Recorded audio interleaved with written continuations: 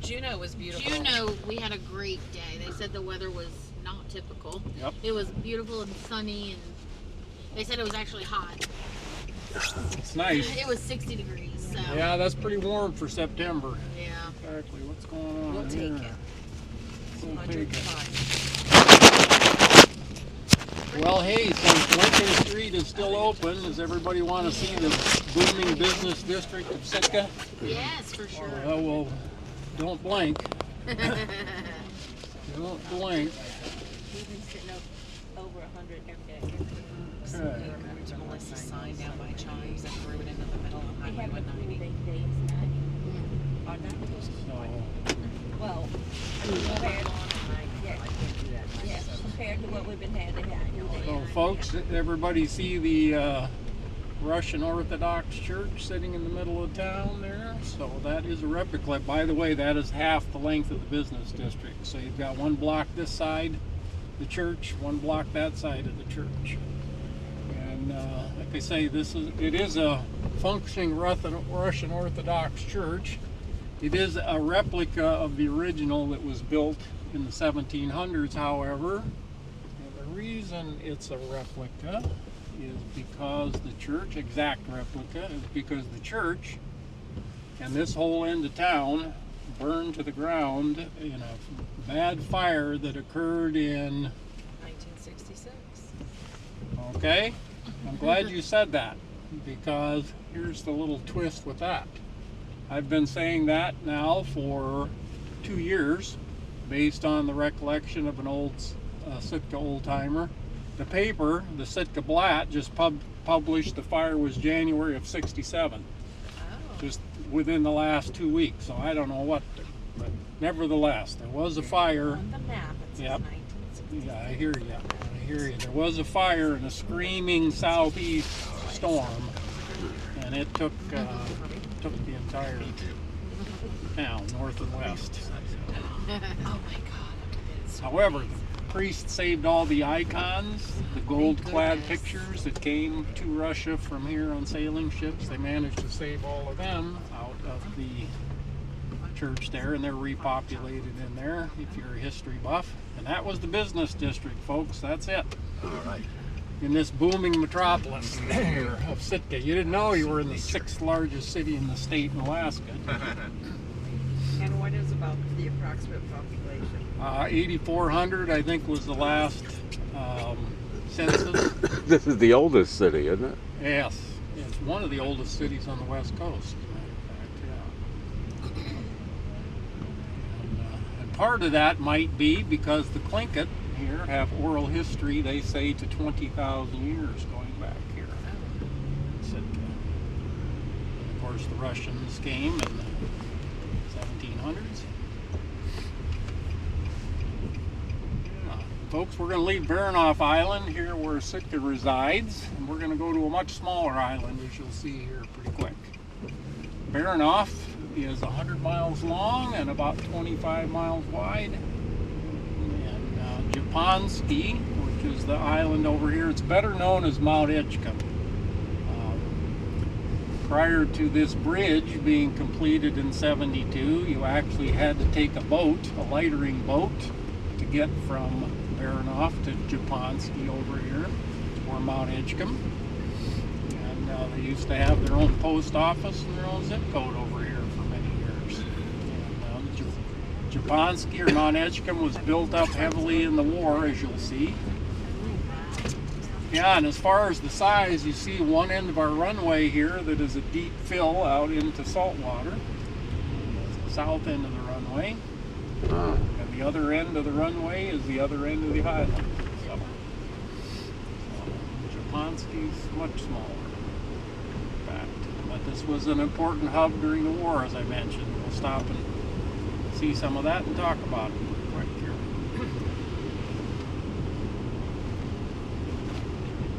You can see our Marine detachment of the Coast Guard.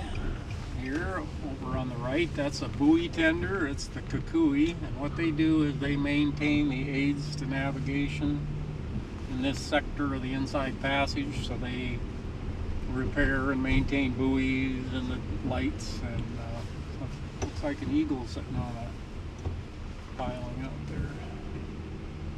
See it sitting there on the post? Oh, yes. And there's a windsock. Yes, for the channel, for the float planes in the channel, Yep. primarily. But this concrete, old concrete you see here, and the two former hangars that you see over there, are remnants of an air station that was started here in 1937. The U.S. anticipated a Japanese invasion, so they built this air base here, and they did patrols out of here using PBYs, which are a flying Catalina boat, so it's a flying big multi-engine seaplane, and they would land and take off on the channel there, and then they used these ramps. There's one here and at the other end to access their apron and hangars here and stuff. And we'll jump out if you don't mind. We'll talk about the number one industry remaining in Sitka, which is commercial fishing. Hopefully we'll see something in the channel there. I do have umbrellas for people if you want them. Not too bad yet, but if it gets heavier, let me know. We'll get you an umbrella.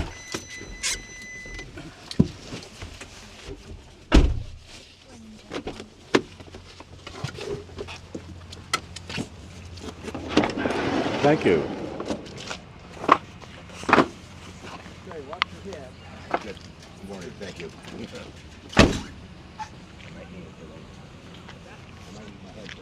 Yep, exactly.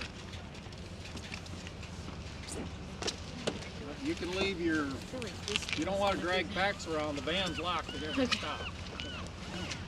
Unless we're closed, I probably won't lock it. I put my bag on your guy's seat, so as there's people sitting on.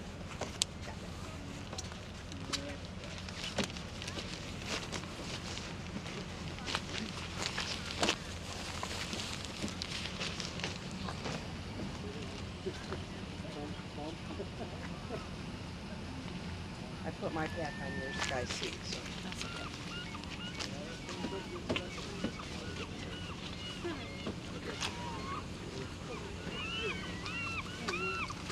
You said what? Do you remember him saying that? Excuse me, I didn't mean to bump you there. We can walk down on the ramp here. Just be careful on the ramp. Some uneven concrete there because they are 80-some years old, I think. Also, if you venture on the seaweed down there, it's horribly slippery. So you don't want to walk on the seaweed. No. You're supposed to float high down there. Folks, if you see this metal building directly across the channel here, so that's one seafood processor in Sitka. That's the co-op, so it's actually owned by the fishermen themselves. You can see a couple trollers tied up over there against the, mostly trollers tied up over there against the seawall. You can see a troller steaming in the channel here. You can identify those trollers. They have those even length poles up alongside the mast, which they put out on the fishing grounds to spread their gear out.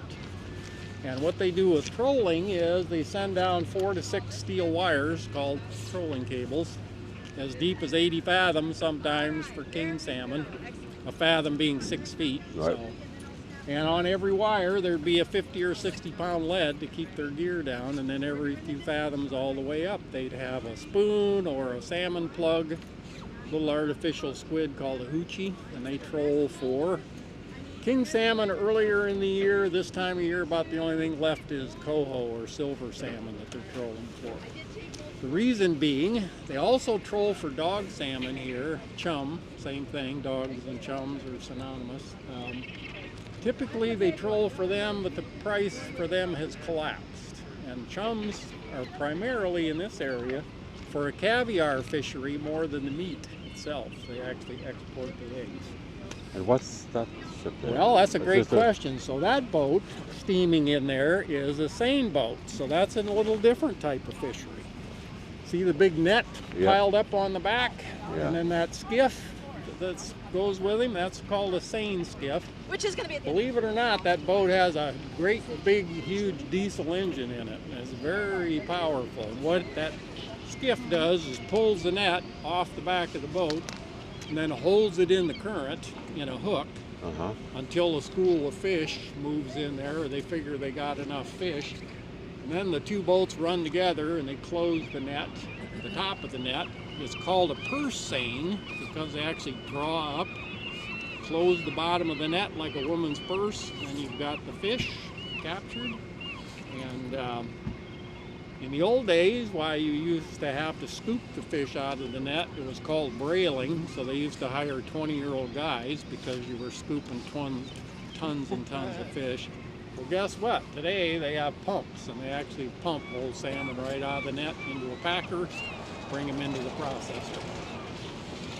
That second complex of metal buildings down there is a second seafood processor. There's a third one out in Silver Bay we'll see pretty quick. And so between the three, Sitka's the 6th largest seafood producer in the United States by tons, and it does go out of here in, by tons. Mostly freezer vans or at least refrigerator vans. Any tuna fish? Pardon? Tuna fish? No. No, not here, except they get caught incidentally once in a while because the salmon trollers that are working way offshore, once in a while there'll be a plume of warm water in the Gulf out there, part of the Japanese current.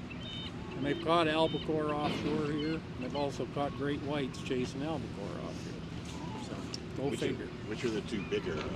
What's that? Which are the two bigger producers of? You said this is third. Yeah. Well, who's number 1 and 2? I don't really know who's probably.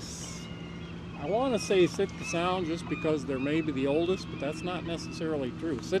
Silver Bay does seining out there, although the seine fishery, or the pink, which is primarily for pinks or humpies, price for them has collapsed too. So the pinks and the dog prices collapsed. So that guy that seiner that come in here may be hanging it up for the year because. Is that one of the ones that go out for the crabs, the Maverick? Yes. You know what he's doing down here though? Yes. Emptying it out? What's that? Emptying it? Getting the crabs off of it? No. It's off crab season. He fishes out of Kodiak or Dutch Harbor, but they come down here and pack fish for the seiners to make some money for their boats. So we'll see how long he hangs around with the pink and the chum price collapsing. So, question? Yes, sir. During the winter, is this frozen? No, it's Never freezes. The Gulf of Alaska is open during the winter. Does anybody know how far? Way up the coast. Valdez. Ever heard of Valdez? Yeah. And what have you heard about Valdez? Oils. It's the terminus of the oil pipeline. Right. And that's why it's there, because it's ice-free year-round to Valdez. Above that, it starts freezing. So. Anybody see any wildlife in the channel, folks? I see something other than seagulls.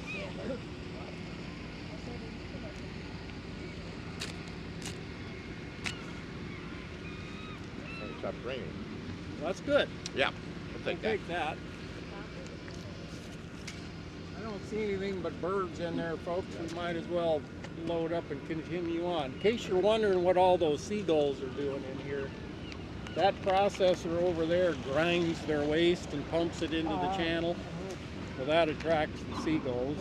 And earlier in the year, when fish are scarce, that chum attracts little fish, which also attracts the eagles. So you'll often see eagles sitting in the trees behind there waiting for an opportunity to get a small fish. Because eagles, believe it or not, spend a whole lot more time sitting than they do flying around, because it takes calories to fly around. So they're great conservers of energy rather than moving. Yeah. And they steal more than they hunt themselves, I've heard. What's that? We heard the eagles steal other people's fish more They than do. they hunt their own. They do. They will find a young one and try to scare the fish out of his claws or knock them out of his talons. And they also scavenge a lot too, so they eat dead things.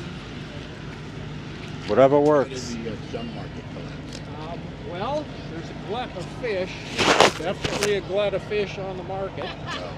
And imagine this, part of the reason there's a glut is our friend Mr. Putin is flooding the market with pink for pennies a pound to fund his war in Ukraine and other things.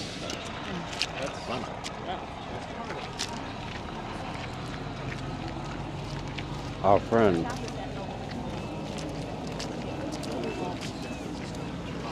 That? Yeah.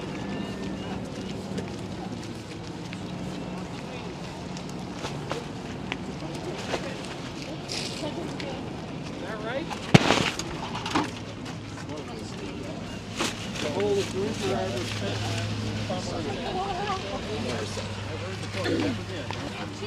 actually a Southeast Alaska branch of the University of Alaska system.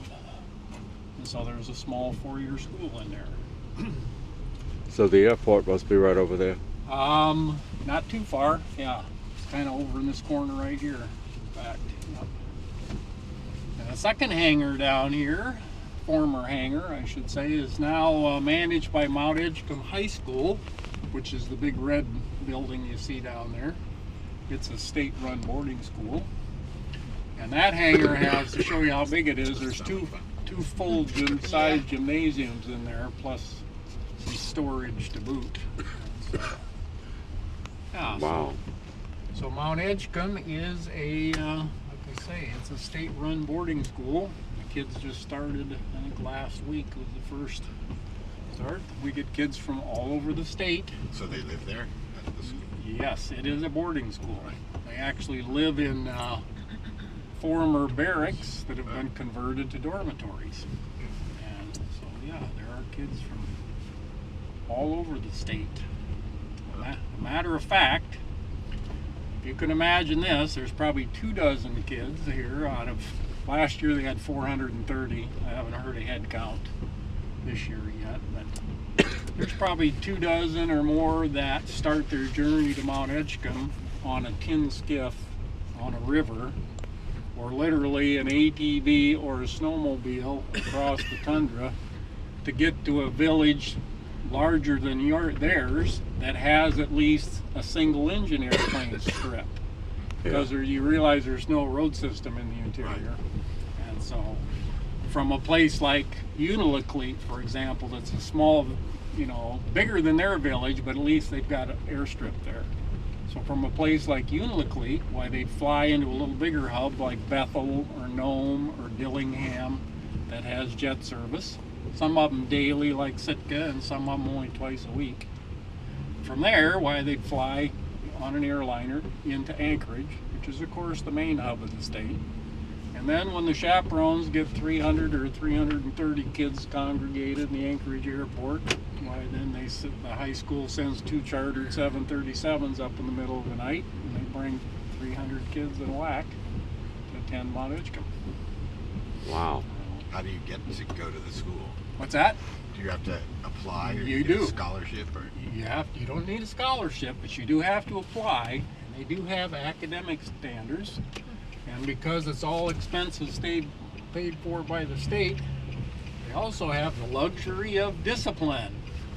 Because if you don't study, or if you misbehave, you get demerits. You get so many demerits, they send you home at your parents' expense, and they get somebody there that wants to study.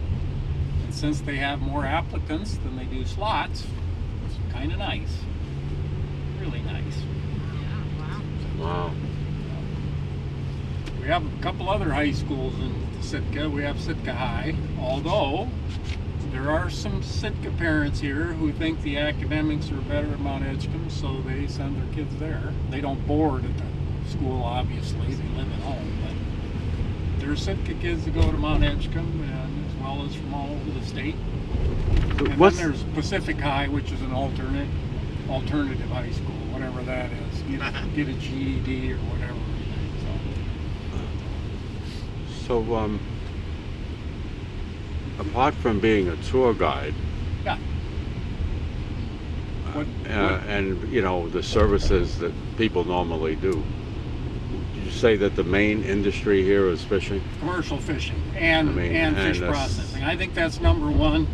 Number 2 and 3 could be a toss-up in Alaska. It's either tourism or government. There's a lot of government. Government. Yep, I showed you the Coast Guard. There's state government here. There's military up north. There's the Coast Guard. There's a state trooper academy here. There's a Forest Service office. That's where I retired from, was the U.S. Forest Service. And so, yeah, a lot of government in Alaska because there's a lot of federal land. BLM, Bureau of Indian Affairs. It's all kinds of government. Wow. Remember, it's a huge state, like 2,400 miles wide, but it's a sparsely populated state, like 730,000 or so at present, the entire state. So. Are there a number of Russian descendants? There are many, yeah. Well, there are dozens of Russian families still here, Rezanovs. And speaking of Russians, does anybody know what brought the Russians here? And if you look real quick out of the left there, you'll see the first, that's the Russian bishop's house, and that's a National Park Service restored building. That building, folks, was actually built in the 1700s by Russian shipwrights, and it's maintained by the Park Service. But Wow. anybody know what brought the Russians here? Anybody remember? What brought them here? What brought them to North America? Nope.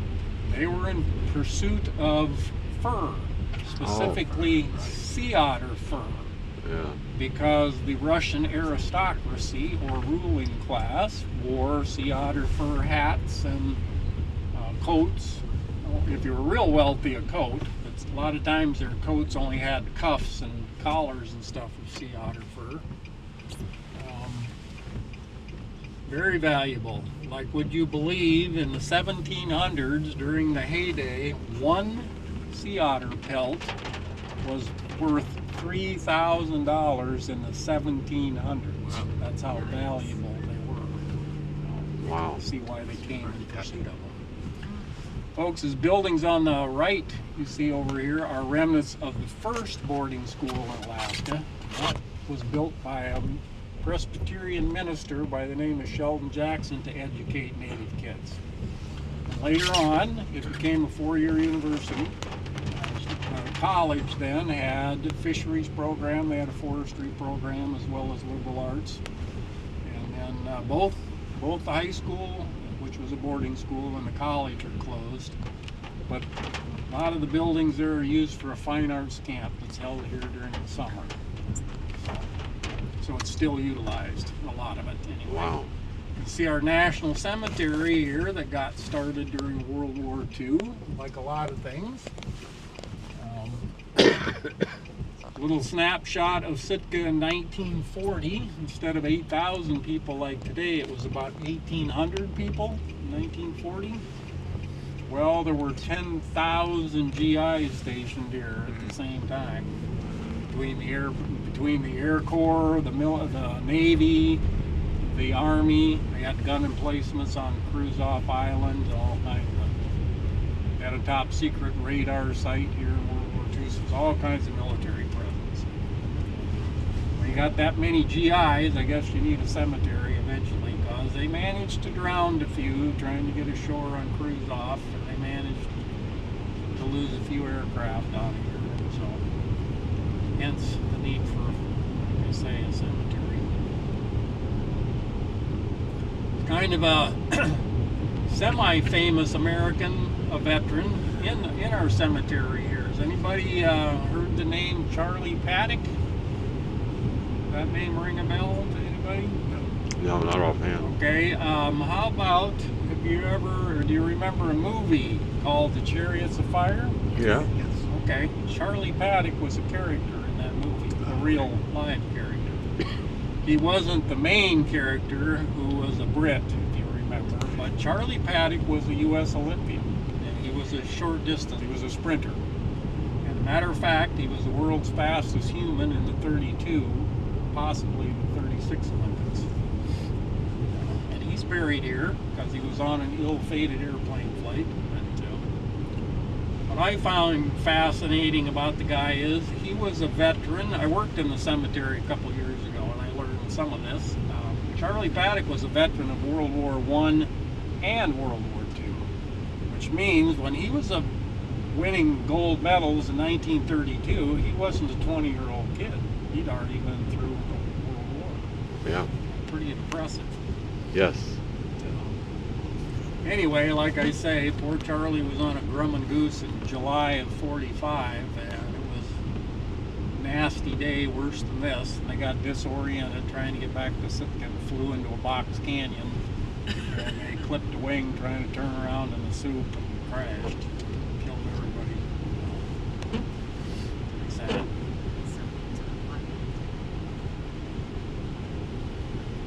Yeah, I just kind of wonder, you know, what kind of instrument approaches they have to this airport here. I can tell you with 48 years of flying around here, GPS has revolutionized bad weather approaches. Yeah. Juneau used to be horrible. I don't know if you guys been to Juneau yet? Yes, sir, Yep. yes. Okay, so you know it lays in the middle of, I don't know if you saw where the airport is, but Yeah, it I lays did. in a mountain valley Right. with screaming winds, and it snows a lot in Juneau. So Yeah.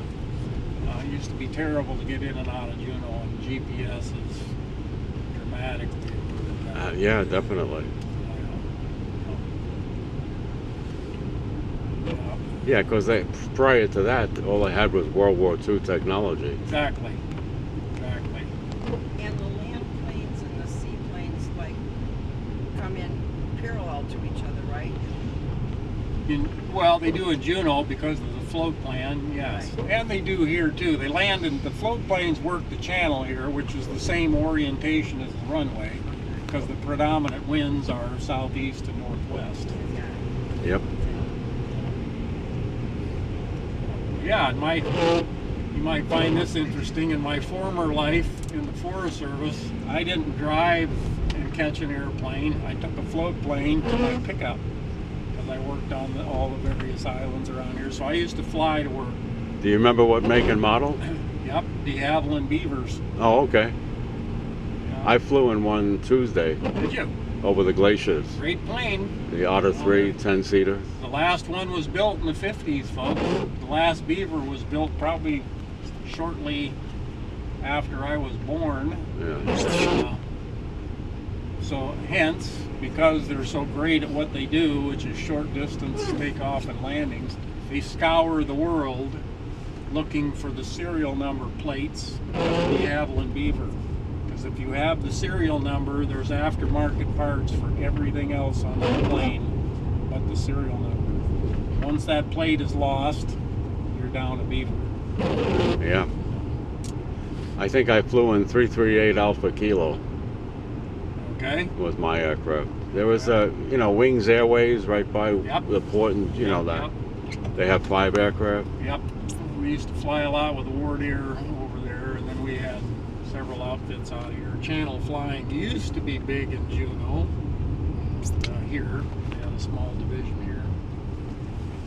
Folks, this highway we're driving on here started out, its name is Sawmill Creek. It actually started out a Russian horse trail in the 1700s because the Russian logged the entire mountainside we just drove by on the left here using horse teams, and they hauled those logs in wagons out here 6 miles and milled them in a water-driven sawmill that they built in the creek out here. And, later on, that horse trail was upgraded to a road, obviously, and then in '59, when the pulp mill was built out here, why it was up shortly after that, it became a highway out here. And that pulp mill operated from 59 to about 93, when they closed due to economic reasons. It just got too expensive to operate up here. But they used to process about 80 to 90 million board feet of timber a year off the north end of the Tongass. And then there was a sister mill in Ketchikan that did about the same volume off the south end down there. So yeah, there's more roads, there's more logging roads on some of the outlying islands than there are, residential and highway in Sitka here by a long shot. I don't know if you guys went to Hoona, but there's hundreds of miles out of Hoona area now on that part of Chichagof and other islands. A sign that just said Whale Park? Yep. Yes, that was built by the city because humpback whales used to be seen real prevalent off here in Silver Bay, which is this area that we're coming into now. Not so much the last couple of years. For some reason, the humpbacks haven't been coming in as close to shore like they used to. It's kind of weird. Yeah, this over here on your right is known as Silver Bay. It's a southeastern Alaska fjord. There's an eagle sitting on the tree right there. Yeah. White little head poking up there. But anyway, Silver Bay is a fjord, meaning it's a bay that was carved out by a glacier. So it's very steep-sided, as you can tell. It's also very deep. It's like 360 feet deep out here in the mouth. And it was named Silver Bay not for silver salmon, because there are several runs of fish in here. It was named Silver Bay because the Pacific herring used to come in here and spawn so thick in the spring that the whole bay would be silver with herring. They still do spawn in here. Silver Bay. Silver Bay, yeah. Herring still spawn here. It's not to those numbers in the bay that it used to be. But for a little perspective, this last spring there were 27 miles of herring spawn documented by the air in the Sitka area. So evidently that's down from what it used to be, but still large numbers of them. And are they still commercially fished here? They are. There is a small herring fishery, and they do it for the roe more than the fish. It's good for the eggs. Big oriental export market. But it's kind of interesting. There's like 50 seiners that have permits to fish herring. Yeah. And it's very highly regulated. The biologists set a quota. And some years, depending upon price, for example, the fishermen will agree to co-op it, and so everybody does a share, and so they only fish a few boats so that they don't exceed the quota at all and do a good job. Some years, I've seen it, believe it or not, when the price isn't anything, they just don't fish. They'll leave, figure we're not gonna fish for nothing. They still got the permit, and if they fish other things like pinks or whatever, they just write off herring for a year, and if the price goes up, do it the next year. Which It's got to be kind of refreshing to see once in a while. Folks, we'll make a stop here. It's a great photo spot. Talk about a few things you can and can't see because of topography. And then we'll proceed to the Fortress of the Bears, which is right around the corner here. Okay. Pinks and chums mostly. So the largest dam In Alaska. in Alaska. Yep. 1,150 feet long. And the location, as you called it? Green Lake. Green Lake. Yep. So between Blue Lake, see that road that cut along the toe of the slope? Uh-huh. That goes to the Green Lake system for the power line. Okay.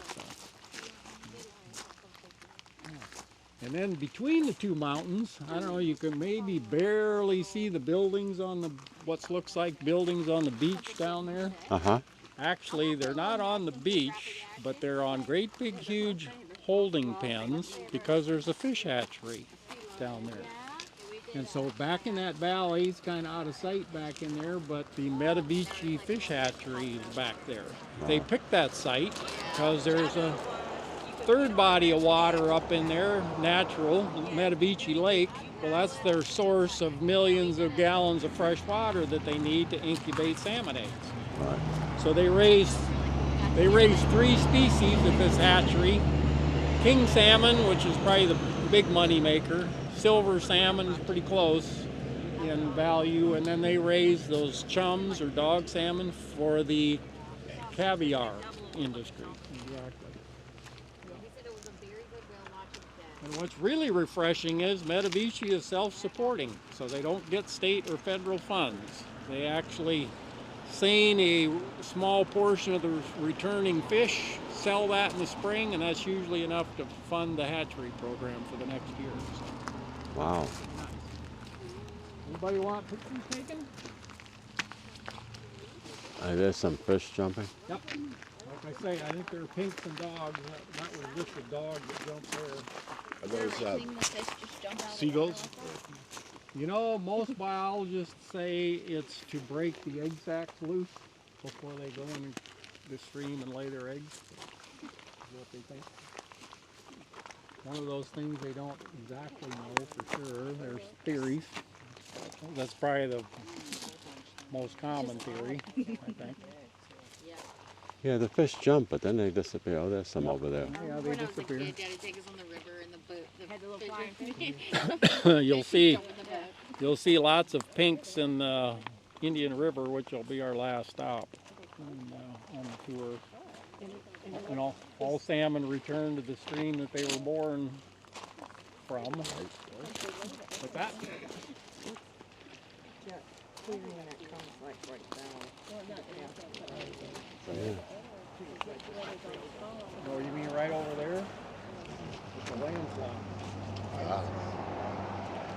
And the one that goes that way is a road, or? This? Yeah, the Kind of slide. horizontal. Right. Yeah, no, it's just a ridge. Just a ridge. Yeah, just a The ridge. landslide on top. Landslide behind it there. Yeah, very steep terrain, so there's lots and lots of slides here in the fall. Yeah. So good fishing spot. Do people come and fish? People do. I've seen some trollers out here chasing silvers, no doubt. And those might be silvers jumping out there. Could be. It's hard to say.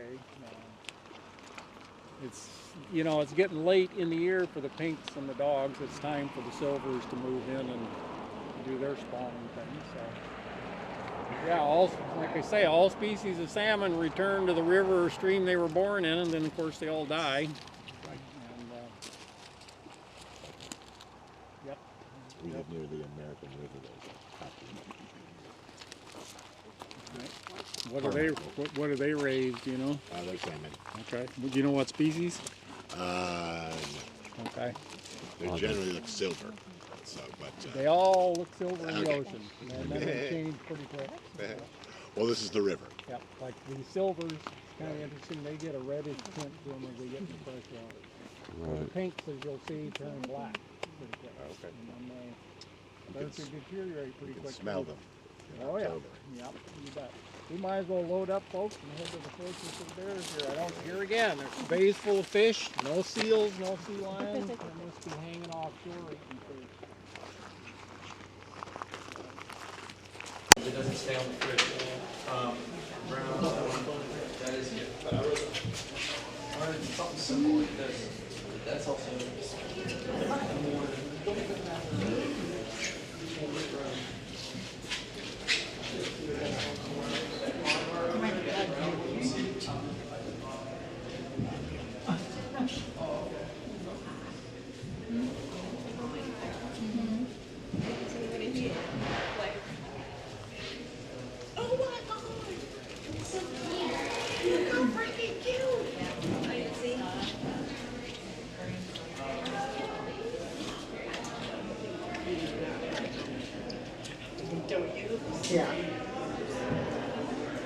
Hey folks, you guys want to go on up here with me?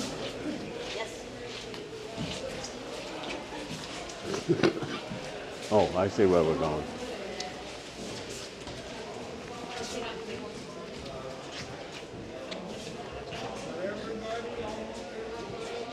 Okay, following you.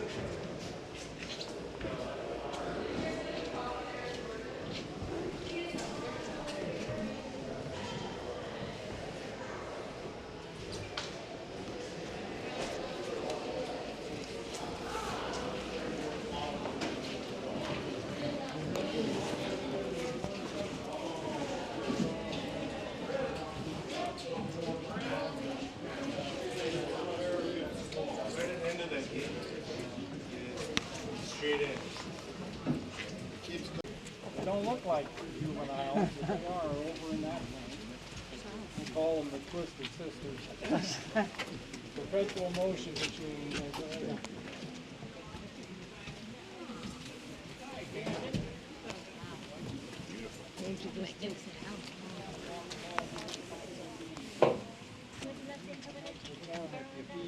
So there are 3 adults missing in there. 3 adult brown bears in there, 2 juveniles. Yeah, and then how many, and there's the 2. Just heard one. Or 2. Maybe it could be, hearing that, maybe Toby, the adult female, is in with the teenagers. And maybe they're doing some social adjusting.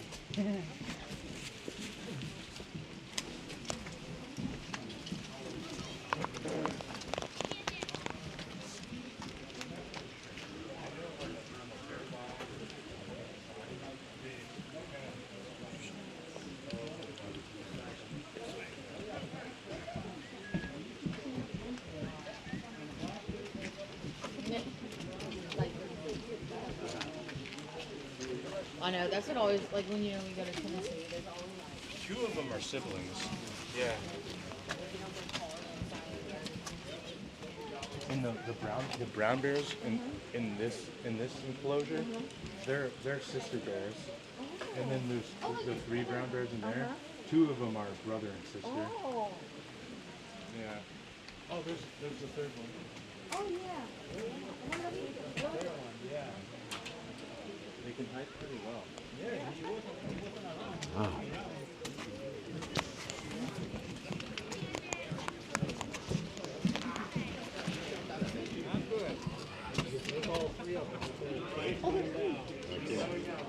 And luckily it just went out. You found out it tore it up in the cars. Oh, absolutely.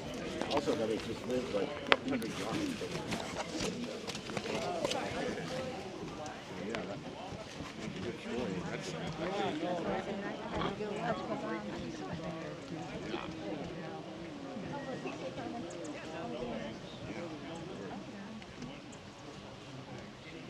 Got the management about a half 1 hour.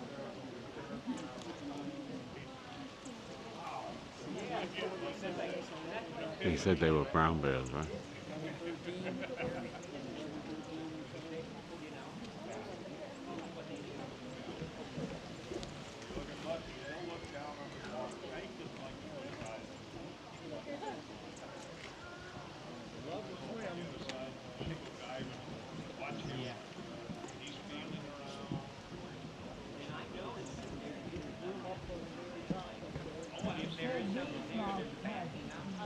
Looks like he's gonna get out. Yeah.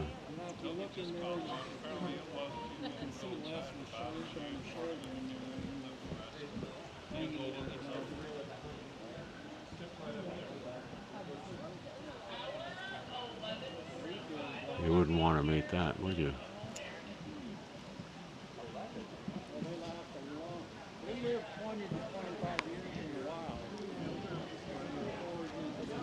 So here, when they get 60 pounds a day, they live around here someplace that's 57 years old or something. Maybe a real long time.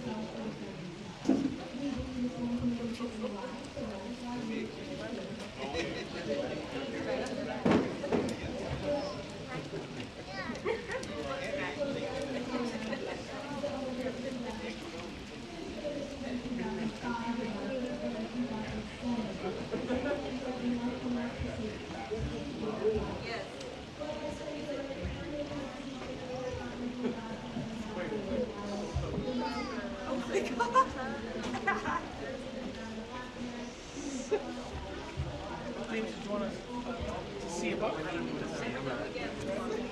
He's shaking his butt. It's funny. They're swimming. Oh, They're swimming. Stand on that.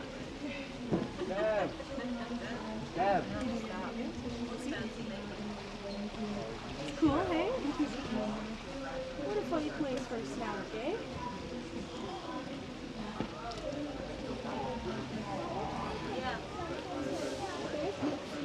For a birthday swim? Bear bear. Oh, I heard that's what you said. For a wet swim. Bear bear. Real bear bear. Looks like a fun place for a wet swim. Bear?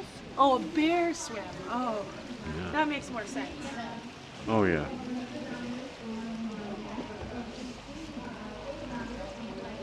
Wow, eh? Look how big those bears are. There are 3 bears. Brown bear.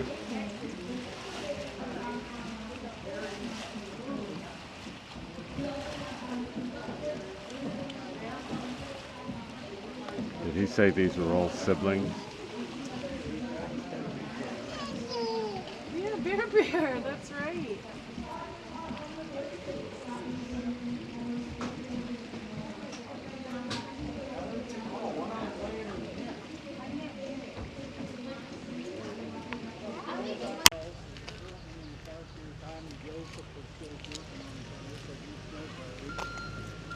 Polls are commissioned by typically a clan of a tribe. Sometimes the entire tribe will commission a poll. They have something to say, and sometimes even a wealthy family will commission their own poll. Of course, poles are carved almost exclusively out of red cedar because it's the most rot-resistant wood that grows on the Tongass. As a matter of fact, red cedar doesn't grow this far north, so all of the red cedar poles in here came at least from Prince of Wales, or many of them from British Columbia. And this specific pole, as a matter of fact, was donated, or this log, I should say, was donated by the Queen Charlotte Island or the Canadian Haidas to the Sitka Clinkets so that they could carve this pole here. And how old did you say these were? This one's 50-some years old, I think, this particular pole. All right. And even though, like I say, red cedar is the most rot resistant, you notice they do them in 2 pieces now so that you have a disposable base that goes in the ground because it rots off, and then you can save it. And of course, yeah, and all the characters going up there are telling significant events in the life of that clan or that tribe. It tells the story. You can recognize some critters going up there, I think. And of course, if somebody has a vision, you can have supernatural characters on a totem pole as well. Contrary to popular belief or urban legend, the higher up the pole you go, the least significant you are. So to be high on the totem pole is actually diminished. And speaking of that, if you look in the very top, where I don't know what all the characters are, if you look at the very top up there, you'll see a couple gentlemen in a stovepipe hat. Right. Does anybody want to venture a guess who it is? And it's not Abraham Lincoln. Okay. Let me tell you that. All right. It's not Lincoln. But it is a white guy. So take a guess. Give us a time period. 1867, All right. 1800s, Benjamin Franklin? post 1867. Actually, Secretary Seward. Oh, okay. And he is the guy, remember, who purchased Alaska, right, from the Ruskies. Well, the reason he's up there is, and during his tenure in office, he came through the state 4 different occasions. And he met with the Tlingit. He actually met with every tribe in the state. So he met with Eskimos. Pretty admirable, actually. He dog sledded to meet Eskimos and the Athabascans. Well, he met with the Tlingits, the Haidas, and the Tsimshians here. 4 different occasions. Well, unfortunately, he didn't bring him a gift when he came to visit him, which is a huge insult in that culture, because remember, there were the potlatch people who would party down and give themselves into poverty. You'd never go anywhere without bearing the gift, but he did 4 times. Oh, no. No one told him? Probably not. take pictures here later on the way out. Plinkett didn't tell them because then they wouldn't have something to be pissed about, so they would never tell them. Oh, I see. They wanted. And the white people that lived here might not have wanted to be purchased. Anyway, during one of his visits there, he was talking to Plinkett elders, after all, first and foremost, who are nobody's fool. And so they figured out pretty quick, what do politicians do? But they speak out of both sides of their mouth or they lie. So what you see depicted up there is a two-faced white man. There's a lot of tongue action going on in there. I know, and I haven't researched that. I need to.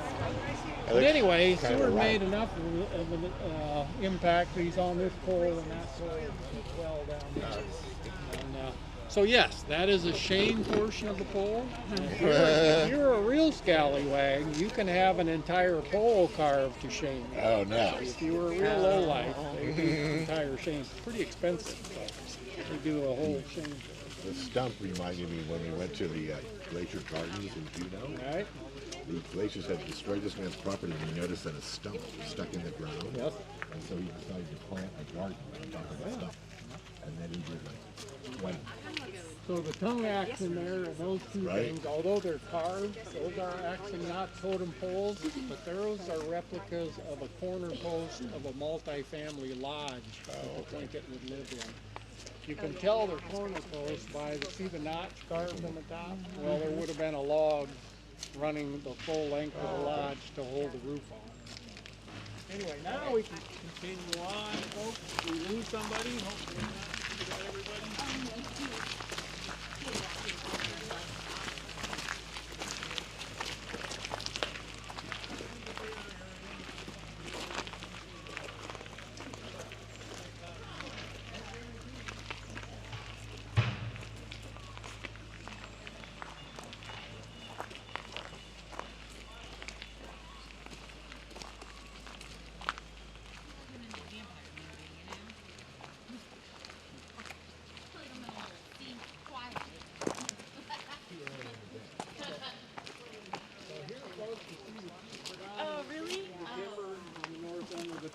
So this one back here with the shaggy or scaly bark is Sitka spruce. Pretty valuable tree. I don't know if you know anything about spruce, but they used to, prior to aluminum, they made airplane parts out of spruce because it was very strong for its weight. Yep. And, of course, they don't do that anymore. The spruce goose. What's that? The spruce goose. Spruce goose. Yep. And other planes too, as well.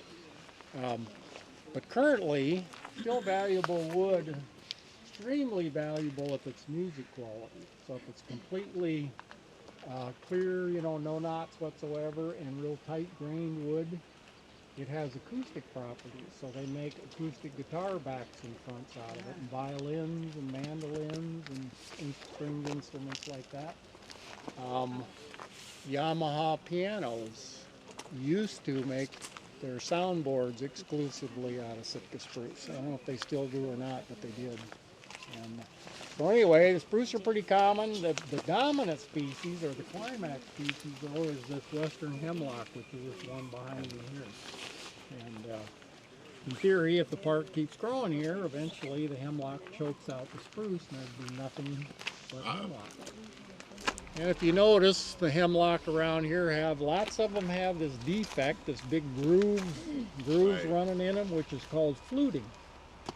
And after 200 years, the foresters still can't give you a definitive reason on what causes fluting. Some say it's a genetic defect. Some think because it seems to be a lot more prevalent close to the salt water. Some think it might have something to do with the salt air that causes it. But in any respect, from a forestry standpoint, it's a real worthless tree because you can't cut boards out of something like that and get any decent size to the boards. Right. Well, guess what? They never found an economic way to get the bark out of the inside of the flutes. Bark interfered with the pulp process because it was very high quality pulp, so they couldn't even use a tree like that for pulp. Look at this here with those grooves. Dead one? Okay. Oh yeah. Yep, that's a dead hemlock. It needs to be removed because it's a hazard tree, but That's a little bit right of there. tension, yes, that one right there. A lot of tension in a national park where they try to preserve everything, yet there's trees dying all around you that are going to kill somebody one of these days. So Yeah. that one is no doubt designated for removal. And one of the, maybe after tourist season it'll disappear this year. But look at the limbs that have fallen out of that in the windstorm. That would, Didn't worry about one coming down now. what's that? I didn't worry about one coming down when you're just walking under it. Well, on a windy day, I wouldn't be in here. Let me tell you.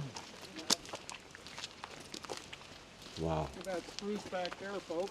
And anybody want to venture a guess what caused the void under that spruce tree? And don't say a bear, and don't say water, and don't say Fire. Could have been Nope. like a rock Yeah. or no something that fire. grew around. Well, where'd the rock go then? Right. Where do you think it went? You got to think long term. Erosion? Think centuries. Is there a log? It sunk. Bingo.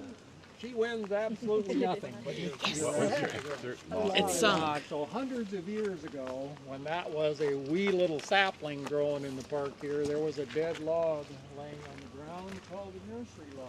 And so that tree was actually extracting nutrients out of its ancestor. Now it's centuries. You got a mature spruce, probably 450 years old. And the nursery log is long since decayed away.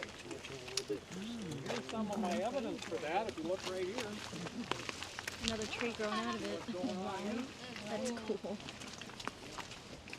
So there you got a young spruce growing out of some kind of stump.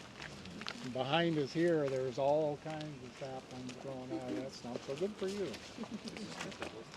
Nope, we're gonna look at that. It gave me the idea because we were hiking We're to gonna stop at the Devil's Club next.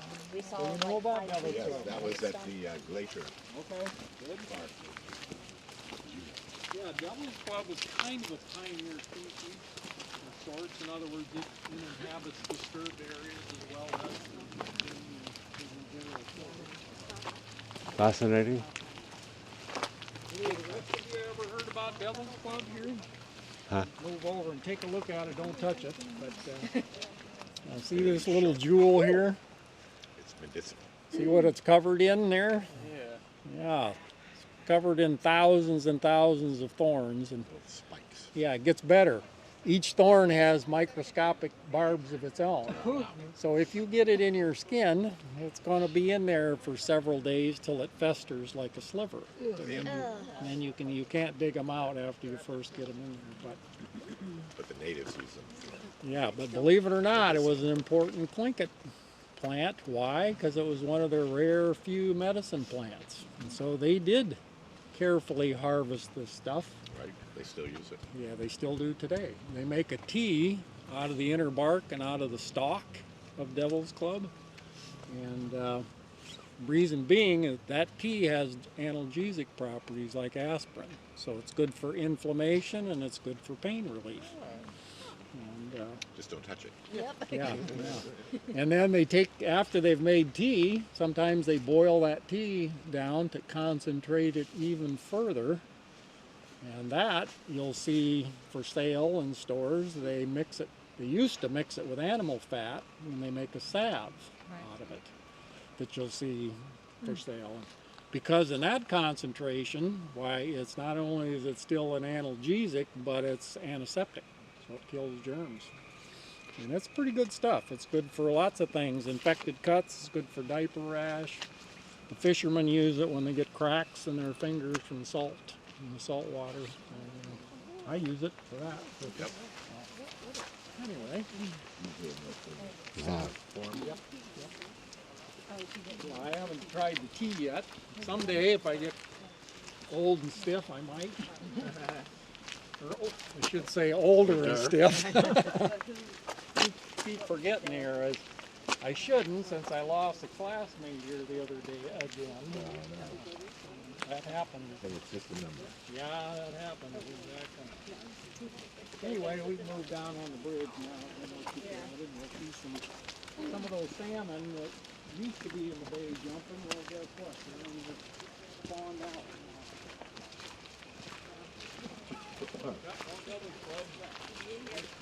There are thousands of acres. Keep you on the trail. That's Some of it, yeah. like great. You're not gonna venture too far off.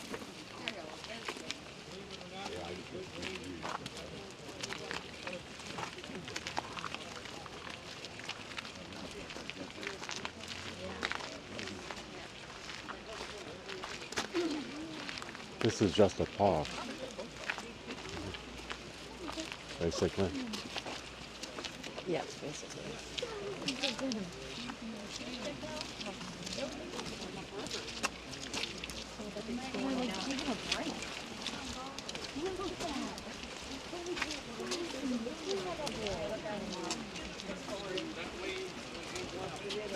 So they have a permit to have some. They are, you know, it's kind of interesting. They're part of a research project. And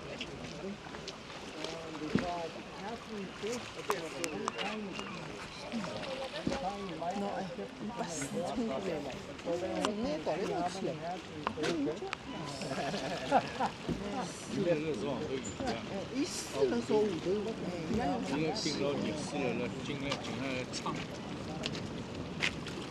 As you know, most salmon black.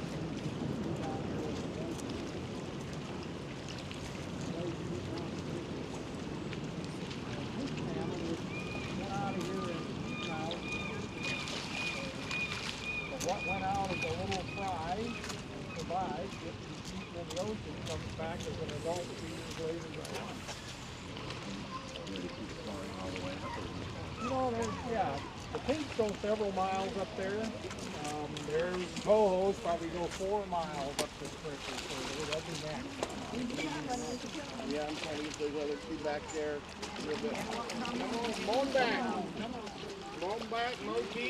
The other one that's in here, you can see a few that are bigger and greener with purple barring on the side of them. So those are chums, the dog thing. They say the pinks are on a 2-year cycle, the dogs are 3 to 6 year cycle. The cohos are typically 4, I think. And all those dead ones? Yep. We'll all see the dead dogs, the ones with the purple barring on them. So they've spawned and died, and don't worry, we'll get some high water and they'll flush out into the bay. That'll be.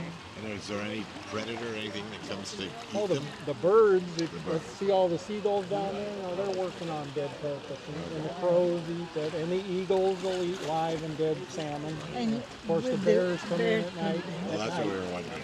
They'll come in at night and get the live ones. They are, as part of a science research project, they're looking for, so they're telling him that hatchery fish have a microchip implanted in the head. And they're looking to see how many hatchery fish have gotten lost in the lines of business. So they just taking the dead fish. Yep. Taking dead ones and but the And then hatchery they'll be like, program, see, they take live fish and knock them on the head and strip the eggs and the milk out of them and stuff. Yep. One more tree to tell you about that's kind of important to the Tongass. Do you see the birch-looking things that are on both sides? Yeah. Well, they're actually not a birch, but they are a hardwood. So they're Sitka old.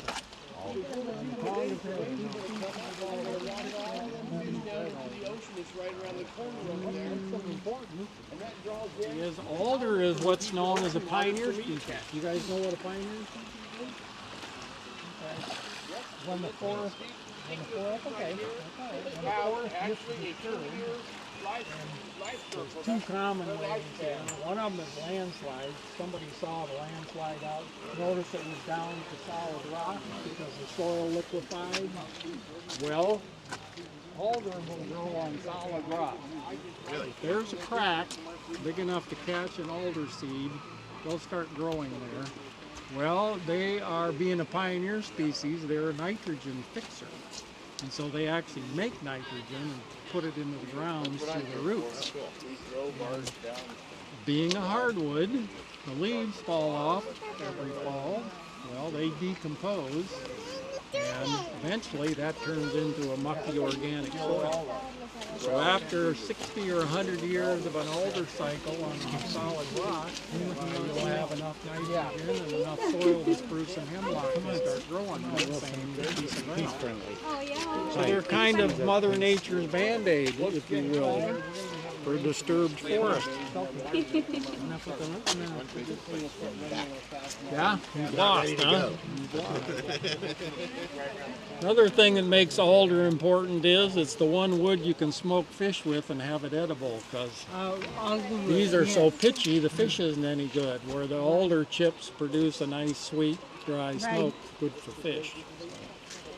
And, this river is called Indian River. Why? Because why is there a historical park here? It's because the Tlingit had a fish camp down here at the mouth of the river, and they took all the species of salmon out of here on an annual basis by spearing and by trapping them. But they liked this creek specifically for the chums, or for the dog salmon. And the reason they did take a percentage of dogs is because they learned through trial and error, school of hard knocks, whatever you want to call it. Dog salmon is the leanest of all salmon meats. So it was the one fish they could preserve and get to last year round without spoiling. Why? Because remember, they had no refrigeration. They had smoking, which they did a little, dried a lot of fish. They also salted a small amount of fish. All three of those methods wouldn't keep it year-round unless it was dog. So they'd take 20 or 25%. So you had fish until the next spring when the kings arrived again. So pretty smart.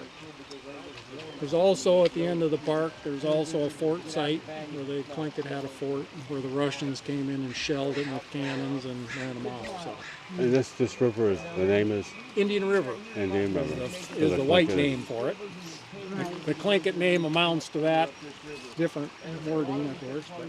And what happened to those people? What's that? The Tlingits. Well, some of them are still, there's hundreds of them in town. Oh, okay. Still around here. Except they don't live the old lifestyle. Well, some subsist, believe it or not. Yeah, some do. Not too many. Most of them have integrated some, Some are living subsistence, and some went to Sheldon Jackson and became doctors and dentists, and so soup to nuts. So, But no, they've been here. Tlingits have been here 20,000 years. They have a tribal. Some of them have a tribal culture too. They have a corporation now. They formed Shiatica Corporation. So, folks, we can start working our way back to the van now. It's that. There is a sign that says the Raptor Center's that way. It is. It is. We could just go through the park. Through the park. Through the park. Hang a left. This part? Perfect. This one? We wanted to. Through the park.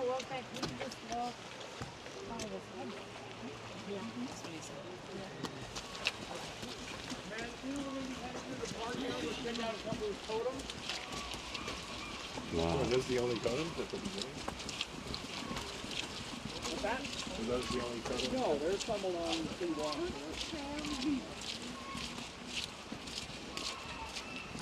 You want a premium, dude?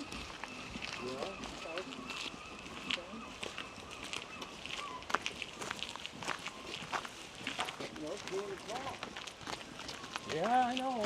Wow.